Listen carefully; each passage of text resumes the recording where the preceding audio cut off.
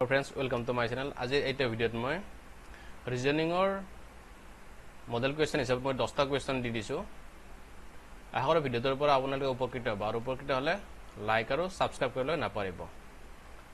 এতিয়া আৰম্ভ কৰিছো। কোৱেশ্চন নম্বৰ 1 দিয়া আছে যদি bird is to nest double is to bee is to what. এটা অপচন আছে এ হাইভ বি তো হানি সি ফ্লাৱাৰ আৰু ডি তো বাজ। এটা চাব যে প্ৰথম যিটো দিয়া আছে বাৰ্ড আৰু নেষ্ট বাৰ্ড মানে আছে চৰাই আৰু নেষ্ট মানে আছে চৰাইৰ বাহ হয়নে এই দুটা ৰিলেচন আমি ভালদৰে যদি চাই লওঁ তেতিয়াহ'লে 3 নম্বৰ যিটো আছে দিয়া বি মানে মৌমাখি আৰু এৰ যে অপচন আছে এইটোৰ লগত আমি মিলাব পাৰিম তেতিয়া মানে প্ৰথম যিটো থাকে প্ৰথমটো আৰু সেকেন্ডৰ এই দুটাৰ ৰিলেচনটো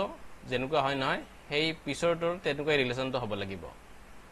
চৰাই কি আছে তো প্ৰথম আছে চৰাই এটা আছে নেক্সট আছে চৰাইৰ বাহ নেক্সট হয় গতিকে যেটো মৌমাখি থাকে মৌমাখিৰ বাহটো কি বুলি কোৱা হয়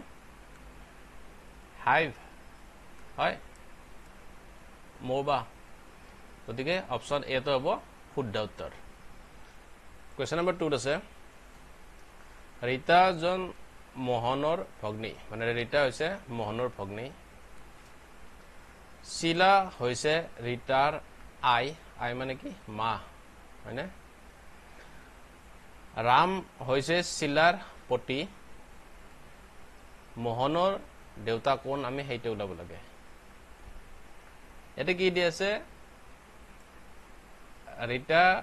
কি হৈছে মোহনৰ ভগ্নী হয় ভনী আকৌ শিলা হৈছে কোন ৰীতাৰ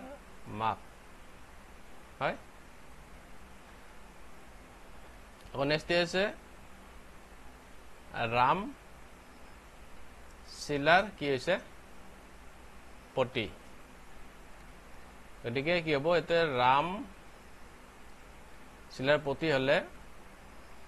আকৌ শিলা আছে ৰীতাৰ মাক হয়নে গতিকে মোহন আৰু ৰীতাৰ মাক কোন শিলা আৰু শিলাৰ পতি কোন ৰাম গতিকে মোহনৰ দেউতা কোন হ'ব ৰাম হ'ব আনসাৰটো শুদ্ধ উত্তৰ কোনটো অপচন এ কোৱেশ্চন নম্বৰ 3 আছে কোনটো বাকি শব্দসমূহৰ পৰা বেলেগ অপচন এ আছে rose option B jasmine option C lily option D apple ইয়াৰে কোনটো বাকি শব্দসমূহৰ পৰা মানে বাকি তিনিটাৰ পৰা পৃথক সেইটো আপোনালোকে উলিয়াব লাগে এটা মোক উলিয়াই কমেন্ট কৰিব কোৱেশ্চন নম্বৰ 4 আছে যদি গাৰ্লক টি আৰ আই ও বুলি কোড কৰা হয় তেন্তে বয় কেনেকৈ কোড কৰা হ'ব কি দি আছে আমি এটা প্ৰথম লিখিলাম গাৰ্ল দি আছে হয় জি আই আৰ এল কেনেকৈ দি আছে টি আৰ আই ও মানে জি ৰ হলনি টি হৈছে আই ৰ হলনি আৰ হৈছে আকৌ আৰ ৰ হলনি আই হৈছে আকৌ এল ৰ হলনি কি হৈছে ও হৈছে হয় আকৌ এপিনে কি আছে আমাক দিয়া আছে বয়তৰ আমি উলাব লাগে হয়নে এনেকৈ থাকিলে সাধাৰণতে কি কৰিব লাগে যদি এনেকৈ থাকে নহয় এৰ পৰা ডাইৰেক্ট আপোনালোকে জেডলৈকে লিখি যাওক আৰু জেডৰ পৰা মানে এ পৰা জেড ইকুৱেল টু এ বুলি লিখি কিনে এইকিনে উল্টাকৈ জেডলৈকে আহি যাওক তেনেকৈ ওলাই কিন্তু মই তেনেকৈ নকৰো মই কেনেকৈ কৰিম ইয়াতে বি আছে হয় বি মানে আমি এনেকৈ যদি উল্টাকৈ লিখো তেতিয়াহ'লে বি এতে কি পাম আমি ওয়াই পাম হয়নে গতিকে তো কি হ'ব বি এর হলনি ইয়াতে ওয়াই হ'ব ওর হলনি আমি এল এত গাৰ্লত পাইছো এল তো কি আছে ও হৈছিল গতিকে ইয়াতে এল তো কি হৈ যাব তো ও তো হ'ব এল হ'ব ইয়াতে আকৌ ওয়াই তো এতে প্ৰথম পালো আমি বি মানে আমি ওয়াই লিখিছো গতিকে তো ওয়াই মানে কি হ'ব এতিয়া বি হ'ব গতিকে শুদ্ধ উত্তৰ কোনটো ওয়াই এল বি কোনটো আছে শুদ্ধ উত্তৰ অপচন বি তো হৈছে শুদ্ধ নম্বৰ 5 আছে যদি কিংক 4-1 বুলি কোড কৰা হয় তেন্তে কুইনক কেনেকৈ কোড কৰা হ'ব ইয়াতে কিংটো কেনেকৈ কৰিছে ইয়াৰ যেকেটা মানে কে আই এন যেকেটাৰ যেটো স্থান ভ্যালু মানে যেনেকৈ মই কি কৈছো তো কে এর স্থানীয় মান কিমান 11 আই এর স্থানীয় মান এটা যোগ কৰিছে 9 প্লাস এন এৰ স্থানীয় মান কি হ'ব 14 আৰু জি এৰ স্থানীয় মান 7 এটা সাপোজন 11 প্লাস 9 কৰিলে কি পাম আমি 20 20 প্লাস 14 34 34 লগত প্লাস 7 কৰিলে কি পাও আমি 41 পাও হয়নে মানে স্থানীয় মান কেইটা প্লাস কৰি দিছে তেনেকৈ আমি কি কৰিব লাগিব কুইন্টৰো আমি স্থানীয় মান কেইটা প্লাস কৰি দিব লাগিব কিউৰ কাৰণে 17 প্লাস ইউৰ কাৰণে 21 দুটা ই আছে 5 plus 5 আৰু nৰ কাৰণে কিমান আছে 14 এটা প্লাস কৰিলে কিমান হ'ব 17 plus 21 38 38 plus 5 43 43 plus 5 48 48 plus 14 কিমান হ'ব 62 গতিকে শুদ্ধ উত্তৰ কোনটো অপচন বি টো হৈছে শুদ্ধ উত্তৰ কোৱেশ্চন নম্বৰ 6 আছে যদি হেল্ল KHOOR বুলি কোড কৰা হয় তেন্তে ওয়াৰ্ল্ডক কেনেকৈ কোড কৰা হ'ব কি দিছে আমাক হেল্ল HELLO হেল্ল কি হিচাপে কোড কৰিছে KHOOR এটা H ৰ পিছত আমি K তো কেনেকৈ পাম H ৰ পিছত IJK হয় তাৰ মানে কি তিনিটা লেটাৰ প্লাস হলে আমি কি পাম K তো পাম ঠিক তেনেকৈ ই টোৰ লগতো তিনিটা লেটাৰ প্লাস কৰিলে আমি H পাম L ৰ লগতো তিনিটা লেটাৰ প্লাস কৰিলে O পাম এইটো আকৌ O টোৰ লগত তিনিটা লেটাৰ প্লাস কৰিলে কি পাম R পাই যাম হয় এটা আমি ওয়াৰ্ল্ড যেটো দিয়া আছে ওয়াৰ্ডটো হেটো আমি চাম এটোৰ কি হ'ব W ৰ লগত তিনিটা লেটাৰ প্লাস কৰিলে আমি কি পাম Z পাম হয় O টোৰ লগত তিনিটা লেটাৰ প্লাস কৰিলে R পাম আকৌ R ৰ লগত তিনিটা লেটাৰ প্লাস কৰিলে U পাম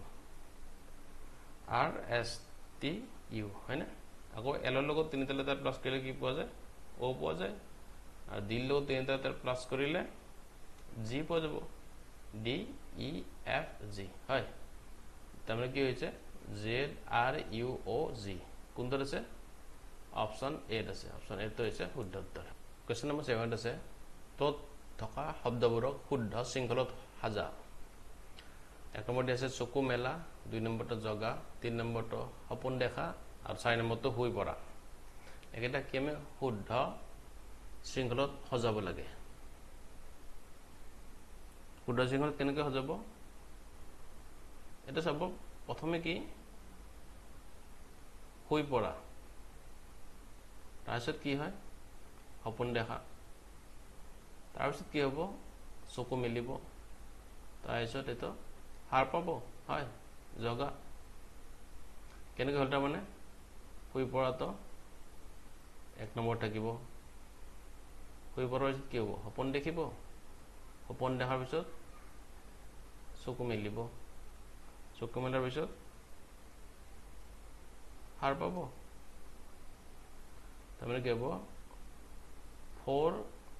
3 মই ইয়াত লিখিছো 4 3 1 2 হয় কোনটো শুদ্ধ উত্তৰ অপচন এ আছে শুদ্ধ উত্তৰ কোৱেশ্চন নম্বৰ 8 দিয়া আছে খালি ঠাই পূৰণ কৰা ফাৰ্স্ট আছে 104, 153, 189, 214 তাৰপিছত কি আছে কোৱেশ্চন মাৰ্ক আছে প্ৰথম আমি এটা পাতি লম কি আছে 104